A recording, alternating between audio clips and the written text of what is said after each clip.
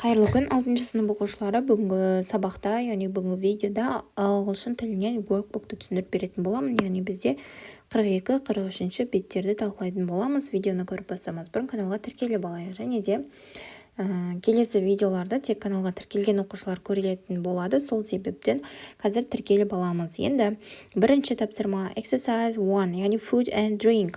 Тағамдар және сусындар жайында тапсырмалар орындайтын боламыз. Бұл жерде бірінші жаттығу choose the word that doesn't match.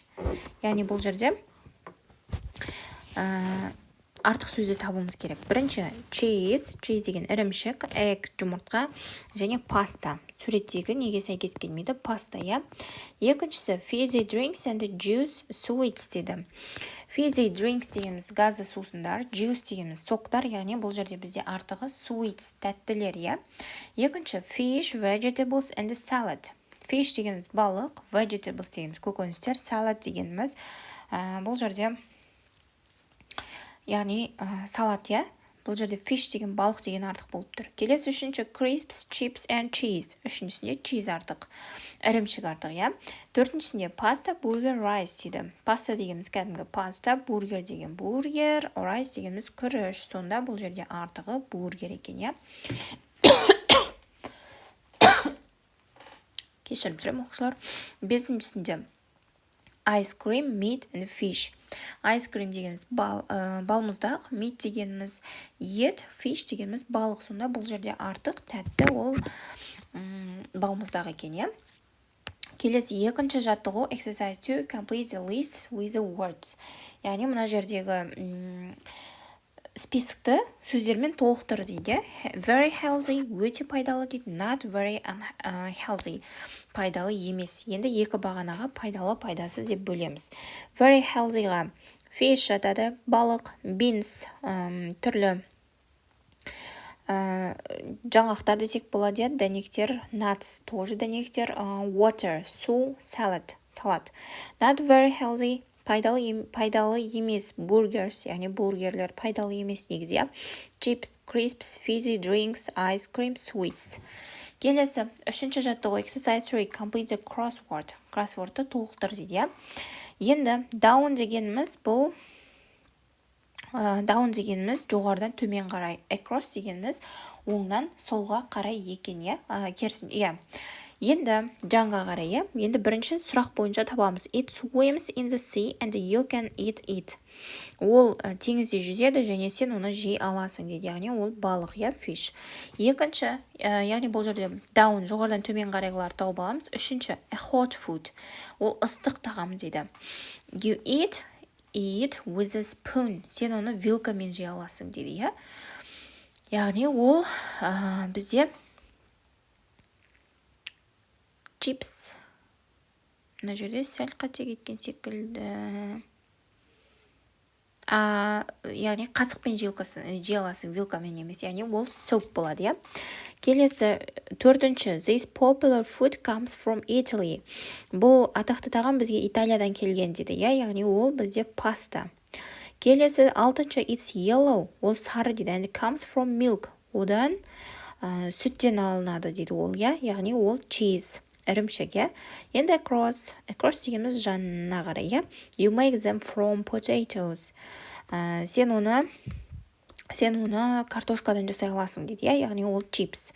Бесінші, bread with meat, cheese or salad meat. Яғни бұл жерде бізде айтады нанның ішінде, яғни ет, ірімшік, салаттар болады дейді. Яғни ол бесіншісі, я, sandwich. Келесі жетінші, this is a very healthy drink. Ол өте пайдалы сусын дейді, я. Яғни ол water. It's cold and very popular in summer. Ол суық және жаздың күні өте атақты дейді. Ол ice cream, я. Осылай жазамыз. Келесі төртінші жаттығу exercise 4, choose the correct answers. Дұрыс жауапты белгіле дейді, quiz екен. Food around the world. Әлемдегі тағамдар дейді. Бірінші, the Italians make very good ice cream. Итальяндықтар балмұздақты керемет жасайды дейді. Бірінші, in the UK people eat fish and chips. Chips. Ол британдық адамдар дейді, балықты жейді және де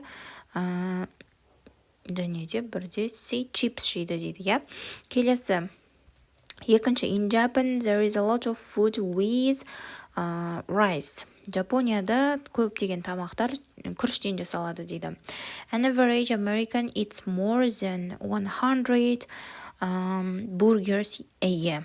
Американдық адамдар жылына 100-ге жуық бургер жейді дейді, иә. In France, people make a cheese called camembert, brie and roquefort дейді. Франциялық адамдар ірімшік жасайды дейді, иә. Camembert деген, brie деген және roquefort деген ірімшіктерді жасайды дейді. Бесінші, the world's most popular fizzy drink is cola. Әлемдегі өте атақты газы сусын ол кола дейді, иә.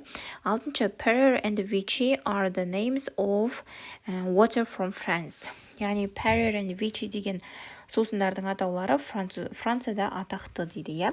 Келесі бесінші жаттығу exercise 5, write a word group for fruit or vegetables. Яғни біз мына жерге сызықшаның орнына бір жемістерді немесе көкөністерді таңдап алсақ болады және соған арнайы сөздерді жазып шығамыз. Яғни fruits алдымен жемістер деп, иә. Apple, алма, pineapple, ананас, pomegranate, яғни граната, grapes, жүзімдер, pears, өріктер, orange, апельсин, банан, cherry, шие, манго деп осындай жеміс түрлерін мысал ретінде алдым. Келесі бізде 43-ші бет countable and uncountable nouns дейді. Саналатын және саналмайтын зат есімдер. Бірінші жаттығу look at the table. Таблицадағы қара дейді. Choose the correct words. Дұрыс жауапты белгіле дейді, иә. Мына жерде оқушылар бізде белгіленіп тұрған жауаптарды жазып аламыз. Осыларды белгілеп аламыз. Келесі екінші жаттығу write countable or uncountable дейді, иә. Яғни біз осы сөздердің жанына саналады ма, саналмайды ма, соны табуымыз керек. Егер саналатын болса countable дейміз, саналмайтын болса uncountable. Мұғалімдер түсіндірген болар. Яғни uncountable nouns дегеніміз ол саналмайтын зат есімдер. Олар бізде килограммен, литрмен өлшенетін штуктап саналмайтын зат есімдер, иә. Ал саналатын зат есімдер біреу, екеу деп санайтын зат есімдер жатады. Бірінші bean ол бізде countable, cheese uncountable, chip countable, egg countable, milk uncountable, nut countable, pasta uncountable, soap uncountable, sandwich countable, and the water uncountable болады екен. Келесі үшінші жаттығу exercise 3, look at the table and write sentences about Carl's diet. Яғни Карлдың диетасы жайында сөйлемдерді толықтыр дейді, иә. Бұл жерде енді Carl eats some sandwiches for lunch. Карл түскі асқа сэндвич жейді дейді, иә. He doesn't eat much pasta for dinner. Ол кешкі асқа паста жемейді дейді, иә. Carl doesn't eat any food for breakfast. Яғни бізде мұнда берілген жауаптарды үшінші жаттығуға жазып шығамыз. Келесі төртінші жаттығу exercise 4. Яғни төртінші жаттығуда оқушылар өзіміз жазамыз, себебі бұл жерде біз үйде және мектепте және туған күнде on holiday деген мейрамда, in the winter қыста, in the summer жазда, on a picnic пикникте деген секілді осы кезде жейтін тағамдарымызды жазу керек екен біз. Бұл жерге әркіміз орындайтын болады. Келесі бесінші жаттығу exercise 5, complete the sentences with a, an or the. Яғни үш артиклдің бірін біз қоюымыз керек. артиклі ол дауыссыз дыбыстан басталатын зат есімдермен, n артиклі дауысты дыбыстан басталатын зат есімдермен, ал the артиклі бұл бізге белгілік артиклі, яғни екеуімен де қолданыла береді. Енді, do you go to the Italian cafe next to school? Мектептен кейін тұрған итальяндық кафеге барасың ба дейді, иә. Бірінші сөйлем, I always have a sandwich for my lunch. Мен үнемі менің түскі асыма мен сэндвич жеймін дейді, иә. Екінші, do you like the food at your school? Сен мектептің тағамдарын ұнатасың ба дейді. Yes, I do. Иә, мен ұнатамын дейді. Үшінші, I've got an apple and some crisps. The apple is nice and red. Менде бірнеше алма және чипстар бар дейді, және алма ол әдемі және қызыл дейді, дәмді дейді, иә. Төртінші, he sometimes buys a pizza at the weekend. Ол демалыс күндері пицца сатып алады кейде дейді. 5. Do you like the pasta in that restaurant? Мына ресторанның саған пастасы ұнай ма дейді. 6. Where is the school canteen? It's over there. Мектеп асханасы қай жерде дейді. Ол осы жерлерде дейді. 7. She often has a fizzy drink in the park. Ол үнемі паркте газды сусын ішеді дейді. 8. I've got 2 sandwiches for us.